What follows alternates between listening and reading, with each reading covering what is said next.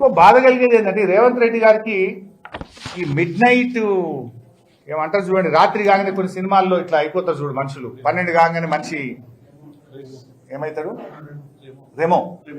రాత్రి 12 కాగానే మనుషుల్లో ఇట్లా మారిపోయి అప్పుడప్పుడు సినిమాల్లో చూస్తుంటాం. ఏది కొన్ని ఆ సినిమాలు ఉంటాయి, ఏం సినిమాలు, క్రైమ్ హారర్ సినిమాలు ఉంటాయి చూడు, అట్లాంటి లక్షణం ఏదో ఉన్నట్టుంది రేవంత్ రెడ్డికి. అరాచకవాది నిద్రలేస్తాడు రేవంత్ రెడ్డిలో. కోర్టు సెలవులు ఉన్నప్పుడేమో హైడ్రా కూల్చివేతలు. కోర్టు ఇవాళ శనివారం అనగానే పొద్దుగాల జేసీబీ వస్తుంది కూలగొట్టడానికి. అర్ధరాత్రి సమయంలో జనాల మీదకి పోలీసులు. హోంశాఖ తన దగ్గరనే పెట్టుకొని ముఖ్యమంత్రిగా హోంశాఖ మంత్రిగా ఇవాళ పోలీసులను ప్రైవేట్ సైన్యంగా రేవంత్ రెడ్డి గారు మార్చుకుంటున్నారు. ప్రశ్నించిన పాపానికి బీఆర్ఎస్ నాయకులను సోషల్ మీడియా వారియర్ల ఇండ్ల మీదకి అర్ధరాత్రి పోలీసులను ఉసిగొల్పుతా ఉన్నారు. అల్లు అర్జున్ ఇంటి మీదకి కూడా పోలీసులను పంపి అరెస్ట్ చేయించారు.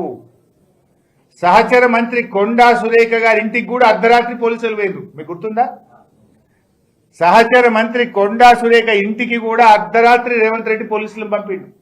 రాత్రి 12 గంటలకు కొండా సురేఖ గారి బిడ్డ బయటకు వచ్చి మీడియాతో మాట్లాడాల్సిన పరిస్థితి ఏర్పడ్డది.